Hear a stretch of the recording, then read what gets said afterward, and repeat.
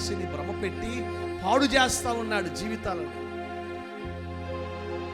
వాడు పడగొడుతూ ఉంటే నా దేవుని శక్తి వాడిని నిలబెడతా ఉంది.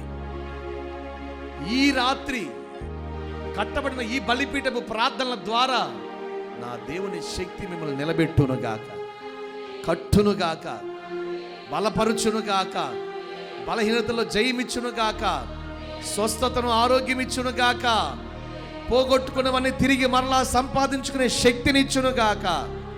గట్టిగా చెప్పండి హల్లెలూయా, హల్లెలూయా.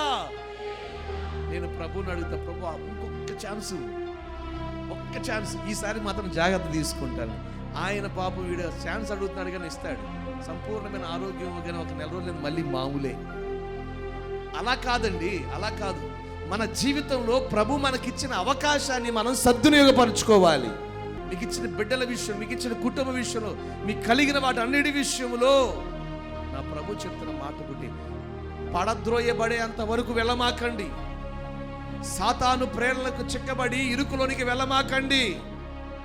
నా ప్రభు నిన్ను నిలబెట్టాలని చూస్తూ ఉండగా దైవ శక్తి చేత బలపరచబడి తిరిగి మరలా కట్టబడుదురుగాక.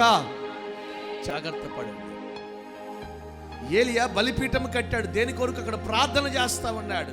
దైవ శక్తి దిగి రావాలి. ఈ రాత్రి దేవుని శక్తి దిగి వచ్చి మనందరి పట్ల గొప్ప కార్యములు చేయునుగాక.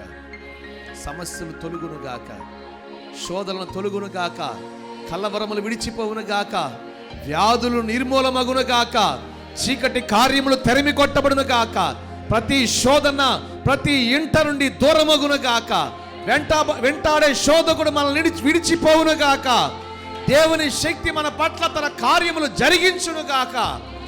గట్టిగా చెప్పండి. ఏ కార్యముల కొరకు వేచి ఉన్నారో నా దేవుని శక్తి కార్యములు జరిగించునుగాక.